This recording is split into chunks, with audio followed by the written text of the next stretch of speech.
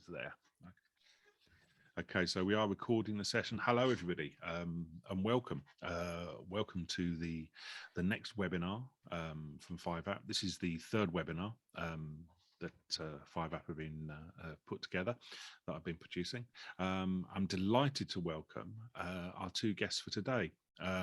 First up, Kate Griffiths-Lamberth. Kate, would you like to say who you are and what you do? Okay, I am an HR professional. Have most recently, for the past 3 roles, been a group HR director.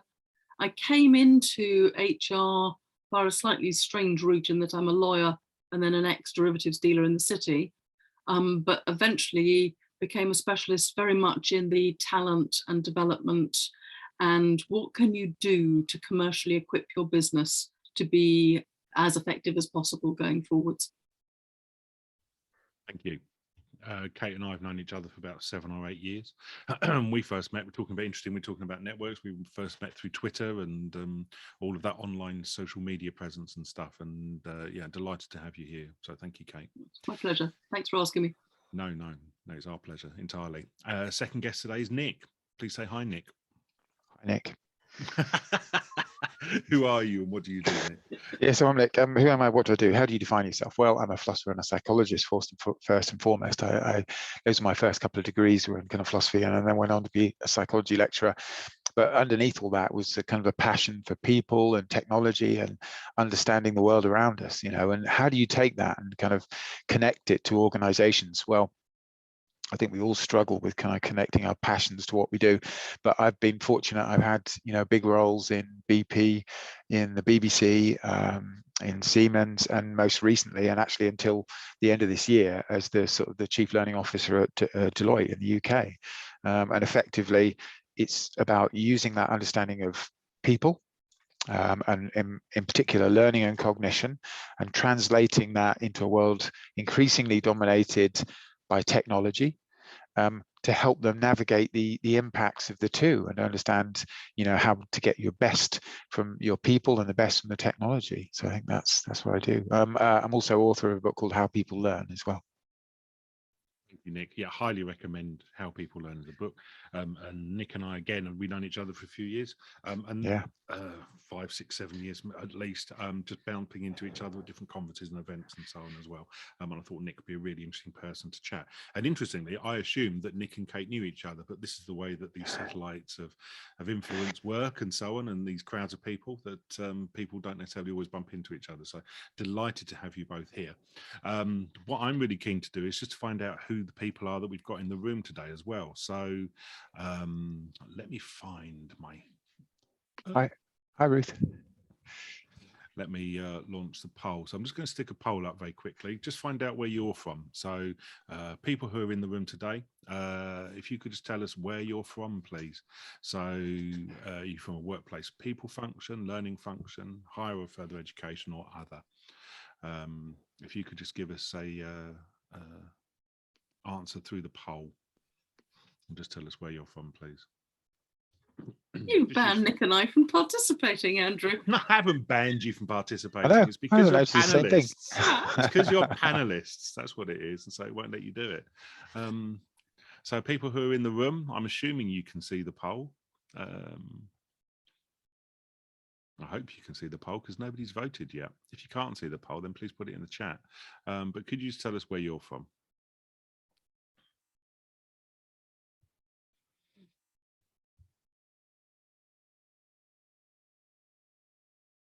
Not letting people submit, Andrew. Okay, all right, my apologies. So stick it in the chat then for me, please. Yeah, higher ed, yeah.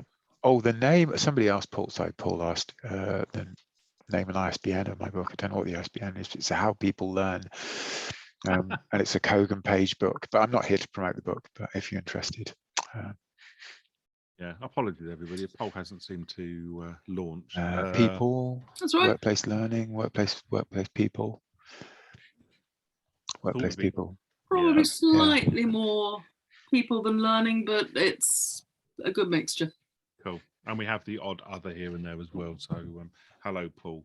And we're not going to other people, but thank you for being here. Excellent stuff. So the this webinar, we're talking about reskilling and upskilling. Specific one, the specific area we're looking at is around strategic need. So the first question I've got for you both really is, what do you deem are some of the biggest challenges around reskilling and upskilling? Who would like to go first on that one? I'll hop in briefly. Okay. Clearly, there are challenges as far as the organisation itself is concerned, because you need to know what you're going to upskill to and what you're trying to achieve. So if you can't determine your strategy and articulate that and know what you've got and where you want to get to, you're a non-starter before you even begin. There are then additional challenges, because you actually at the same time need to be scanning to see what kind of future workplace trends are coming. And therefore, what do you need to add to the mix that you may not be thinking you're going to need to do now? So as well as what are we going to do in the next 12 months and what are the skills we need and what's the gap and how do we enhance it, which I think is what most people are used to in skills gap actions. You need to have an eye on the horizon and think, well, what's coming? I would suspect that a lot of organisations had got, we need to be better at digital on their horizon 2 years ago, but were perhaps caught slightly short when they found that they had to be digital in a matter of weeks, as opposed to the time that they'd planned, courtesy of everybody working from home. So you've got to be attuned to how things are changing and be open to the fact that the timelines you've got might not be quite what you think they are. That's a really useful point. I think that point about, excuse me, that all of a sudden everybody had to be brilliant at digital, I think is a really interesting one. We'll come back to that. I've got a note to come back to that. Nick, challenges around reskilling and upskilling. What's your thoughts? Yeah, two things. The first, building on Kate's point, really interesting to hear Kate reference skills rather than competencies or capabilities. I would say there's a trajectory tunneling downwards to tasks, because I think many organizations made this mistake of, sketching these high-level capabilities, and we've all been there, developed capability frameworks, and we all deliver training accordingly, and nothing changes because it's also kind of vague, what is digital capability? Really, you need to be able to articulate that at the level of tasks before it's going to have the business impact. But I think the more substantive point I wanted to make was, I think that the biggest challenge for organizations, indeed their very existence and competitive advantage, is going to depend on their ability to de-skill everything, to strip out the requirement for skills and capability at every stage, because all of if you look at kind of the context that we're in, so an increase in dependence on contingent working, a likely and projected kind of increase in hybrid working, shorter kind of average sort of tenure for people, or to a kind of a fourth piece, I guess, which is kind of volatility and sort of change in the marketplace, right? Every time you want somebody skilled, you've either got to buy them or you've got to train them. And both those things are costly. And so if you can work towards a plug and play resourcing model where anybody can do anything, because contextually you've made that really kind of easy, then you will win. You will win over and over again. And if that sort of sounds like science fiction, I'll finish. A good metaphor analogy for that is Uber.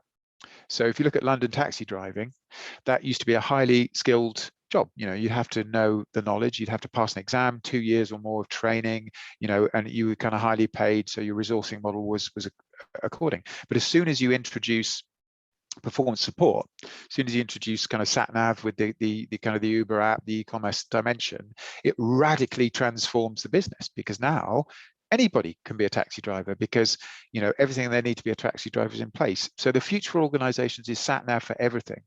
If somebody's got to learn something, then that's a problem to fix. So building in kind of performance support, performance guidance systems for every aspect of work will enable you to very rapidly take contingent workers from any part of the world, plug them into roles, and have them running at full pace within days, not months. And that's clearly going to impact your resourcing model and your competitive advantage. Yeah, leveling down, I've seen somebody say, yeah, it's interesting. And it's interesting to me because it runs completely counter to a narrative that I bump into often, which is, we're going to have to skill people up and up and up and up and up. No, I think it's the opposite. Skill to the lowest possible point, really. Interesting. Sorry, I Kate, think go ahead. some of sorry. it comes down to attitude. I actually think that people are going to need to learn to relinquish certain skills to happily step in and do other things. And therefore, we're going to have to get people to change their mindset slightly so that they become more agile, more flexible, more resilient to constant change. At a strategic level, how do you build that though? Because the expectation has always been the people function go to the learning function and say we need X. So how do we shift that to change those expectations around that? Well, some of that possibly ties into what we were talking about before we really started on this. If you've got people who are exceptionally good at exemplifying what you need, be it attitude, approach, celebrate them, make them renowned throughout your organization for being the stars that are really good at getting it. Because if people realize that's what's recognized, it makes them more inclined to want to be recognized too. You've got to find a way of motivating people. Back to Daniel Fink. It's a really interesting point. I completely agree with you, Kate, that, and I've been in that world because that's what client-facing work is like. You know, you've got a pool of consultants, and this week you're doing this, and this week you're doing that, this week you're tackling a different challenge. And in fact, that agility goes with that kind of role. I think it's right. And then I was just reflecting on how do people do that? Well, the answer is typically access to resources. You know, it's amazing how often that world is governed by, you know, exchanges around, have you got a template for this? Have you got some best practice around this? Or people kind of Googling things and picking things up. So it's a very much a kind of a figure things out type kind of environment. And I completely agree that runs counter to the world that I started my career in, where people had a role and they just plugged away at that role for kind of 20 years. And they're sort of learning and change tailed off very quickly. And your kudos, of course, was by being a specialist and being recognized expert in X. Yeah. And that, I think, a lot of learning people who started as training people, that's why I did it, being at the front of a room, look at me, you know, I know all about this topic and I'm happy to pass down these words of wisdom to you. It's a different approach now. Nick, you mentioned the word capability. Now, I'm really keen on the fact that we should be splitting capability out into capacity and ability. So when we're talking about reskilling, we can reskill people on the ability side, but you have to build capacity into the system for that to happen. Is part of the issue that we don't have capacity and that we are focusing on the ability side when we think about reskilling? I think that you can liberate capacity if you de-skill. I think that our role as learning professionals, I think, if I'm answering a question, is at an inflection point where we have focused kind of historically on building the capabilities of people so that they can get stuff done. And I think now we need to focus on building the resources and performance guidance so that we don't need to build, you know, capabilities. And I think that liberates capacity doing that. And I think organizations will recognize that. It is interesting what is really happening during the pandemic, and I'm not sure that people have really spotted it, because we are, for example, as an organization, taking on lots of new people and putting them through kind of short training programs. But the reality is you learn how to do a job, you know, over 6 months to a year. And you learn that by wandering around an office, sitting in meetings, watching what people do. And all of that has kind of evaporated overnight. You know, it scares the heebie-jeebies out of me. You know, I just don't know how people are going to learn to do their jobs in this current environment. And I suspect it will move towards, you know, Kate's world of people just kind of figuring things out. So perhaps that's a good thing. What do you think, Kate? I think that the situation's probably been made even more complicated by flexible working. Because if you look at the demographics, there's quite a high proportion of people who want to learn and realize that to learn, they will do so by coming into an environment where there are people they can learn from and with. But a lot of the more senior people who already have the skills, particularly at the senior management level, actually, a lot of them have quite enjoyed being at home. They thought they were going to hate it initially, and after a period of time, it sort of got to them and they've realized that commute was a bit of a waste of time. So you do have an issue now with the flexible working approach that if people are dependent on others to learn, there's a mismatch. So I think you are right that people are going to have to be more, self-serving is the wrong word for it, able to cater and care for themselves with a certain amount of, yes, that's right, or have you thought about the other? A bit like we're doing now, sort of catching up with people online and discussing stuff. Yeah. I think your capacity point continues to kind of rumble, you know, through that conversation, because I can see that if you look at kind of the Gartner and the McKinsey kind of trend tracking, this shift towards contingent working and the shift downwards towards task is very much like something called TaskRabbit. Some of you may be familiar with the resourcing world moves towards, I just need this little task done, and then that's effectively kind of crowdsourced, either kind of intra-organizationally or actually reaching out to, you know, contingent, you know, bodies to do that. And I think that world will start to, you know, I think with the beginning of it, it'll start to become real, you know, quite quickly. It's interesting you say that, because you see that with like platforms like Fiverr, for example, Yeah. where it's a small task that needs to be done. My logo design for my organization, you know, I know that I'm not good at graphic design, but I knew that I could find somebody on Fiverr, so I gave them what the brief was and they turn it around within 2 days, and there you go. And I think that's interesting in relation to the task piece. There's also a question around the AI bit that comes into there as well, but are we reskilling and de-skilling? I like that word you use, de-skilling people to do the lowest common denominator. I think there's a whole piece around what skills we need to be reskilling and upskilling people for. Organizations also will be looking at what's the most commercial approach. And you either want a pool of individuals who can be adapted to do what needs to be done as the tasks change, or you need a source of people you can plug and play with the right skills, but not have them as permanent members of your staff. Last thing you want to do is to end up like a large telco with a large quantity of people with skills that are no longer necessary. You know, they were copper wire experts, but for union reasons, you couldn't get rid of them. It was too expensive and you couldn't make them redundant, but they were just sitting there because everybody was moving on to fiber optic. Same with people and car engines. Once cars became more and more computerized, the roadside recovery firms that have got skilled engineers, the skills they had are no longer appropriate. I wonder if they've got them geared up already now to start doing electronic cars, because it's different skills required. You've got to think ahead, what the hell's coming? Yeah. And if you can't have the skills trained in-house, do you then just pull people in who are external experts as and when? Yeah, I think that's true. I think we've started, I basically, when I worked at BP, almost half the workforce there were contingent. It was interesting. And then, you know, working as I do now at Deloitte through the pandemic, it's been really fascinating as we debated the various HR policy of how much we pay based on the same piece of work, which is being effectively done in different parts of the world. Now it's all virtual. It takes the conversation to a different level. So, you know, if I'm getting paid so much and I decide, well, since everything I do is virtual, I'm going to go and move to, you know, I don't know, somewhere in the sun, let's say, should I be paid, you know, exactly the same? And if that's the case, what does that mean for what we're doing? I can see a world, if you spin it the other perspective and think about the individual, where each of us is this kind of gig worker. We have a portfolio of kind of activities. And we just like pick up different bits of work, and there are several kinds of things that I can do.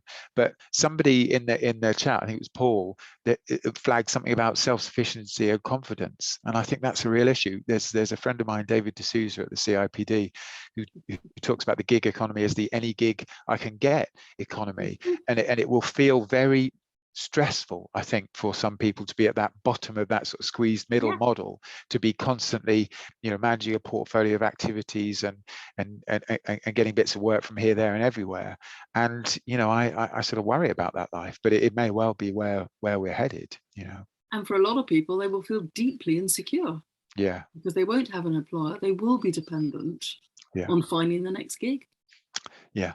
I think there's it also lends itself to, so where were we in the 80s and the 90s? I remember being told you're responsible for your personal development, Andrew, and it was like, okay, well, that wasn't a problem because there was a whole menu of courses I could then go and do. If we're now saying that, and I'm now responsible for my personal development, but there are no courses, I have to go and find and self-determine that stuff.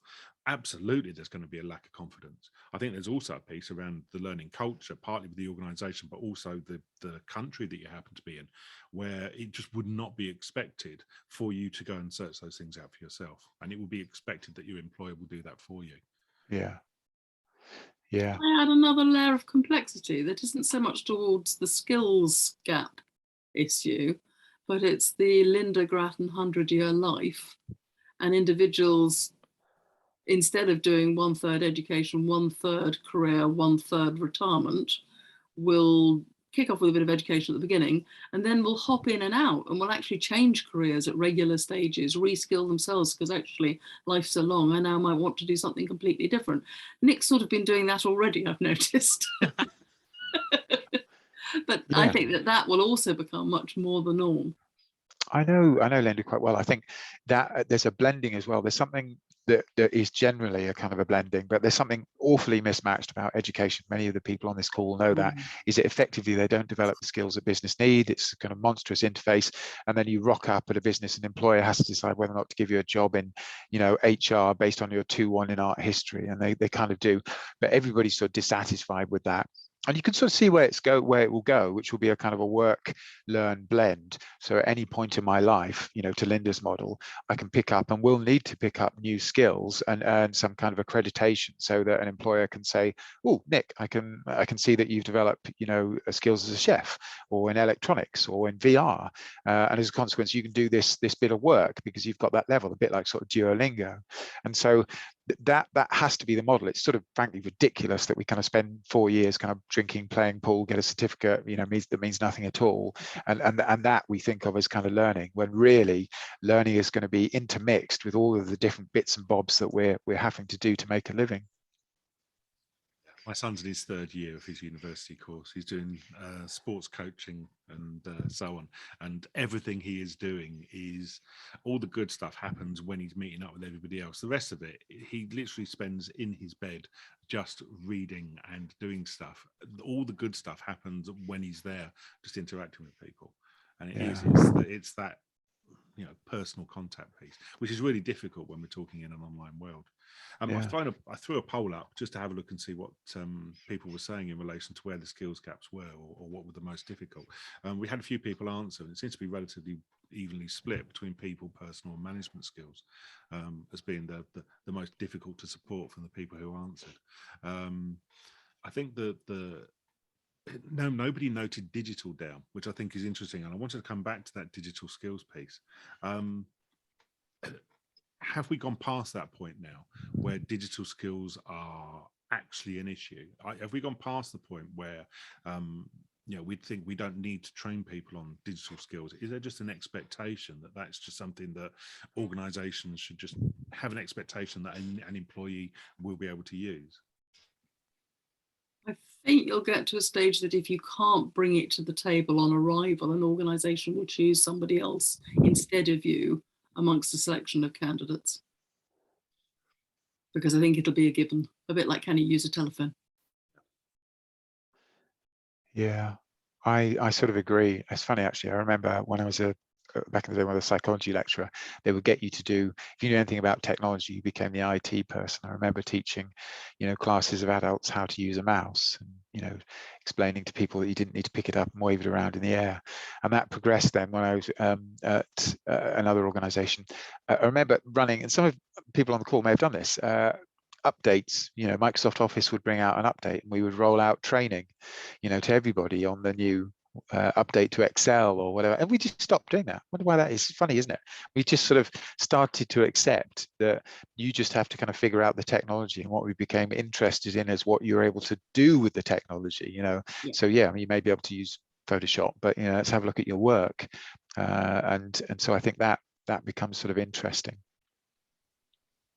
picking up on the point that Sandy said, I was just going to respond. You talking about moving careers and so on.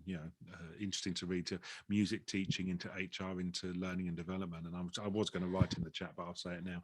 In the past, I've been a children's entertainer, I've been a butcher, I've been a repo man, I've worked for the fire service. So, the how I ended up here doing this, no pathway is ever straight.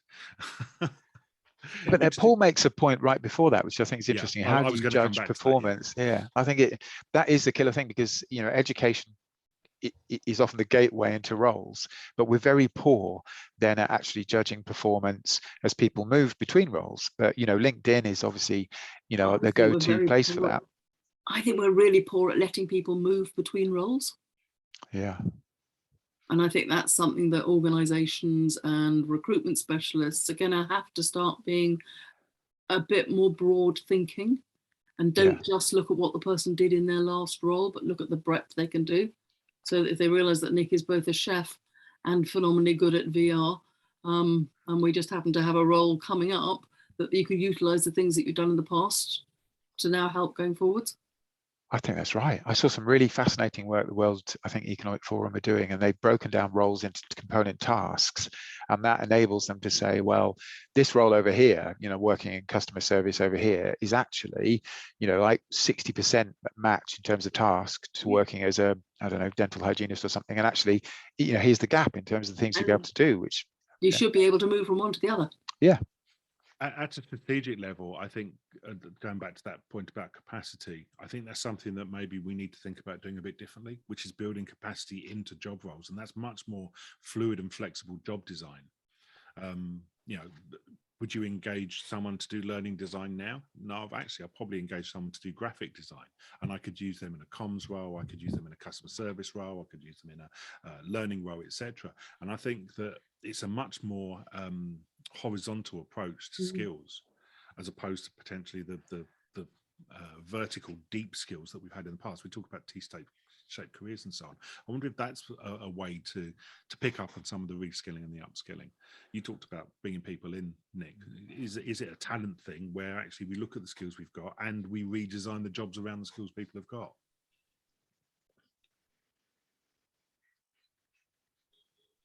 I'm not sure. What do you think? What do you think, Kate?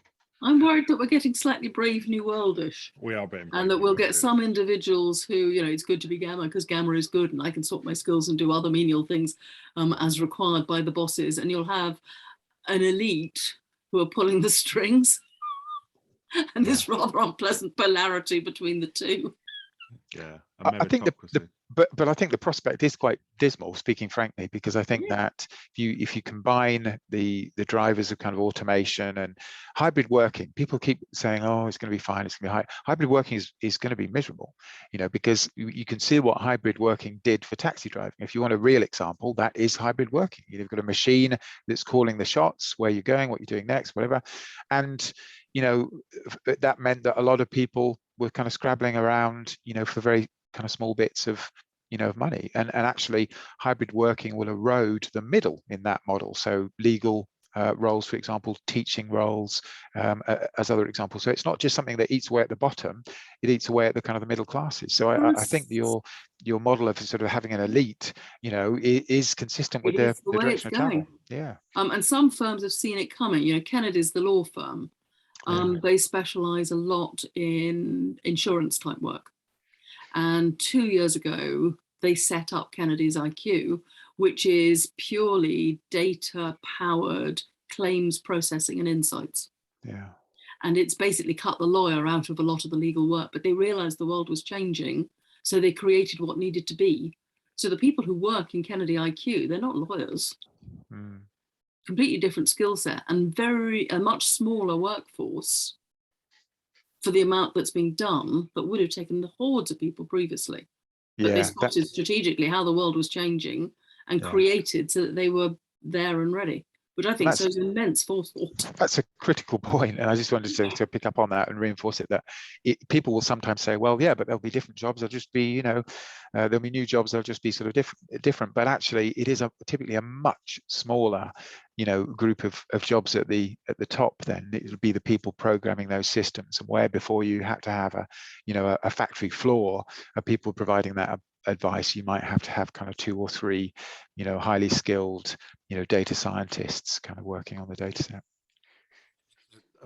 Just had a question from Paul. Kate, are those workers in the UK? That is a UK-based law firm, isn't it? Some of them are, but Kennedy's is a global business, and like a lot of organisations, and like Nick alluded to earlier, if you can get the skills cheaper but as well done somewhere else in the world, that's what organisations will do if they can. Yeah, I agree. I was speaking to Trish Yule this week over in Canada, and she's a really, really interesting person, and talking to her about this stuff, because it's going to be on a podcast I'm going to put out for 5app in a couple of weeks' time. And she was looking at it at a really macro level, saying, yeah, actually, so economically, what's that going to do for a state or an area or a country, potentially? Because if you do automate a lot of these jobs, and those jobs then do become very different in the nature of what's expected, you're going to have to put a massive reskilling program in for people at a national level, potentially, because things will just move on. Or realise that there's going to be an economic collapse and decline in large chunks, like we've seen in parts of the UK as we change through the industrial cycle. Yeah, absolutely. Paul also picked up, organisations' culture will determine the scope for change. How much is culture? I'm thinking of Kodak. Yeah, I was just thinking limiting reskilling and upskilling. What are your thoughts around the organisational culture? Is it something that has to be done in spite of culture, or do you have to try and change the culture before you can bring in the reskilling, the upskilling, or do they work together? What's the phrase? Culture eats strategy for breakfast. I think culture can as easily kill you as make you. If you look at Samsung, they started off in 1938 as a small dried fish business in Daegu. Because they were innovative, because they were resilient, because they were able to respond when the Korean War happened, and their culture was such that they could become what they are now. Staying in the sort of semi-technology area, we all know that Kodak knew there was digital, didn't think that it would be able to overtake them, and their culture was very much resting on the laurels of what they got and perfecting and polishing it, and that culture killed them. So I think you have to be, if needs be, you're going to have to find a way of shifting your culture if you want to have a sustainable business in an environment where there will be a lot of change. Yeah, I sort of agree. It's funny. I think this culture. We're a very boring panel. We keep agreeing with each other. I worry a bit about culture. It's a survivor biasing, isn't it? It's a bit like interviewing people who've won the lottery and asking them what was the secret to their success. And they say, well, I just had a vision that I was going to win. What you don't see is all the people who had a vision they were going to win who lost. And actually, I remember a really sorry story from Nokia, because I sort of lived through the era where Nokia was a big success in the mode. I actually worked for Siemens Communications, and Nokia was a big success story because I don't know if people know, they started out as a paper company, and they transformed into this kind of amazing telecommunications company. But then I also saw the other side of it, where they basically evaporated. I don't know where Nokia have gone now, but they've basically gone out of business. And I remember a quote from, the CEO, because I'd heard this story about how they'd innovated and they'd crowdsourced internally and they'd been agile and blah, blah, blah, blah, and transformed themselves. And it was a wonderful story. And then, it all came undone at the next corner.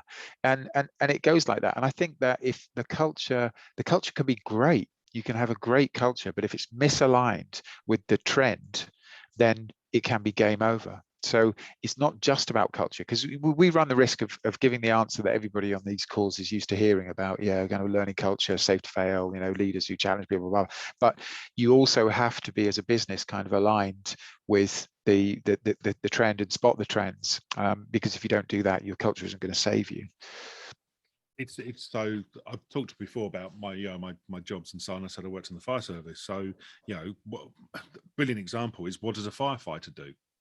And if you actually ask what a firefighter does, less than, I think, 0.2% of their time is spent on operational duty, fighting fires. They'll do other kind of operational stuff, but most firefighters' jobs is about putting up smoke alarms and doing community engagement activity. That's most of what most firefighters will do now. So we say about the culture changing. Well, the culture had to change because the nature of what the job was going to change. Those firefighters now who they brought in been reskilled and upskilled in terms of their communication skills and so on. They bring in people with better communication skills than sort of like the 15-stone blokes who could haul a hose kind of thing. You still need people to do that, but the expectation on people doing that is very different now. And so the culture is partly to do with the culture in the organisation, but also the culture wider within society as well. And I think that's what's happened in terms of the pandemic. That's people gone, you know what, no, I don't want to do that commute. I don't want to go and work in that office. And there's a whole culture piece there, which is driving organisations and the nature of how they do their jobs. It is interesting what makes up a culture.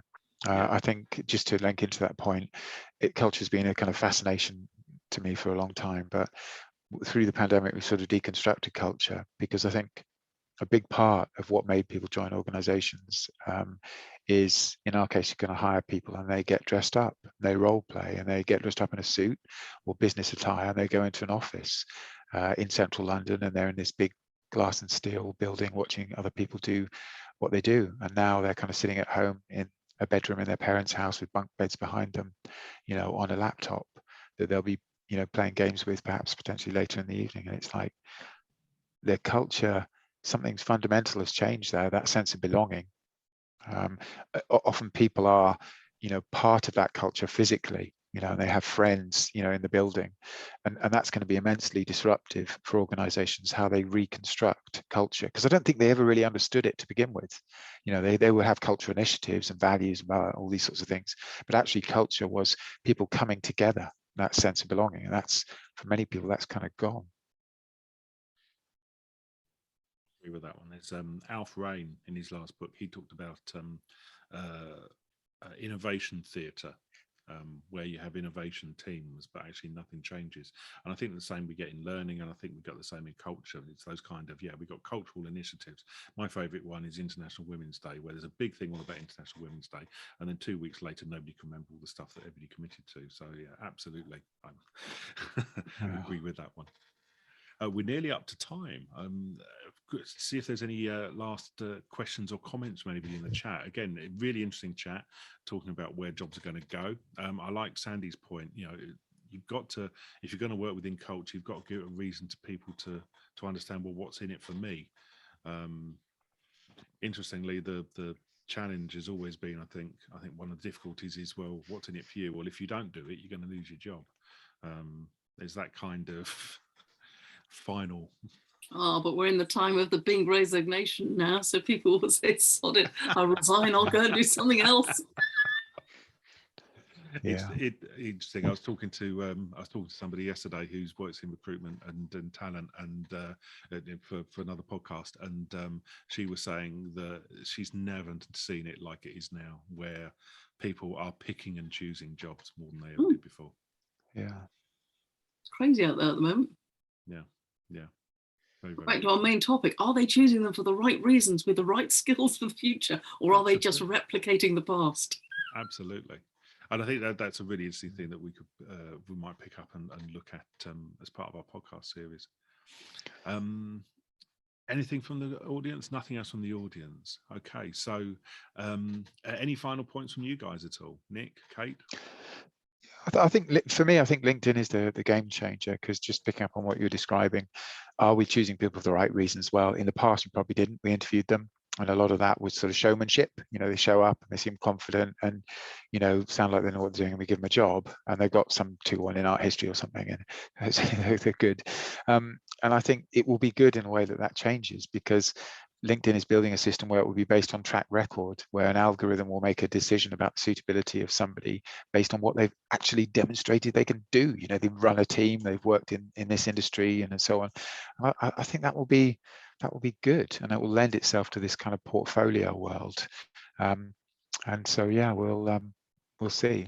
I can see strengths in that, and I can see weaknesses in that, because if you can't describe what you do sufficiently well, or in maybe English isn't your first language and you use different terminology, you may not get picked up by the system, and good people will fall down between the cracks.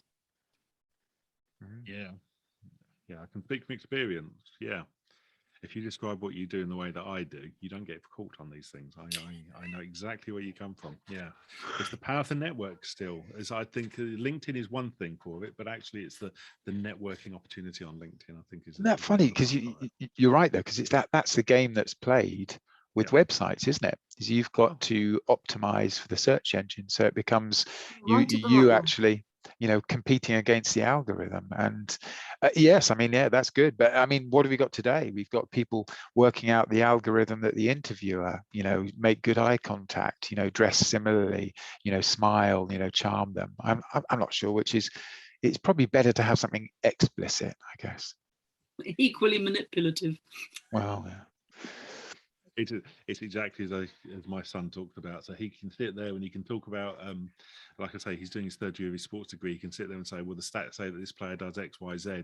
I said, yeah, but that's just the stats. When you're sitting and watching the player, and the player does that turn in a certain way and turns it into an attack, it provides just that personal analog kind of real life experience. It's very different to what the data is as it looks on the page. Yeah. Touching on what Nick was saying about the World Economic Forum earlier, and you know, they've listed their 10 top skills that are going to be needed going forwards. A lot of that is very heavily on still having the human angle, the things that the robots and the AI can't do. Yeah. And I think we mustn't lose touch on that, because there is still a role for people in an automated world.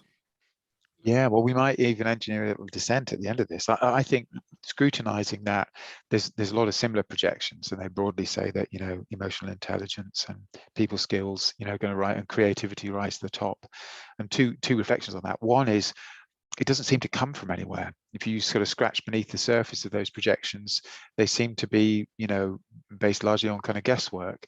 And the other is that I'm not sure that computers can't do those better. In fact, I'm becoming increasingly confident that they can. So creativity, for example, you know, machines aren't subject to the same constraints, you know, so I think they might be better. They might even be better at dealing with people. There's a lovely piece of research on chatbots in an educational context, where they found that students would rather speak to the chatbot because they're more patient, you know, with their inquiries than was the human being. So, you know, I think if we're holding out for those, you know, skills to save us, I wouldn't be too confident. Not necessarily saying that they're going to save us. I'm saying that there is a role for them, and that as yet, for a lot of those areas, the robots aren't there yet. It's interesting you say that. So, like I said, I've been speaking to Trish Yule. I've also been speaking to a couple of other people, and that's for a podcast that we're going to be putting out in a couple of weeks' time. And part of it does relate to the technology. We're also going to run another webinar in January with 5app, where we're looking at how technology can help and combining those together. And I love the comment from Paul. Scottish non-league team have appointed a manager who won the Football Manager computer game. So yeah, relying on the data, but there's still the individual interfacing with it. Awesome. Yeah. Thank you. I want to say thank you to everybody in the chat who's contributed. I really enjoy doing these sessions when we have lots and lots of interaction. So thank you for that. But also primarily, I want to say thank you to Nick and to Kate for your time and for a fantastic discussion. Really, really useful and food for thought there. We will have a recording, and the recording will be on the website, the 5app website. So if you want to come back and go back over anything that we've spoken about today, well then please feel free to. I know that I'm going to be coming back and picking up some of this stuff again. Just leaves me to say thank you again to everybody. When we close the session down, there is a short little questionnaire, if you could just fill that in. We'd really appreciate it. And thank you to everybody for your comments. Yeah, thank you, Paul and Sar and Sandy and Lana. Thank you for your comments. And yeah, I agree. It was a really, really interesting discussion and lots to think about. Just leaves me to say thank you, everybody. And we'll see you again and hope you have a nice Christmas break. Thank you. Thank you. Well.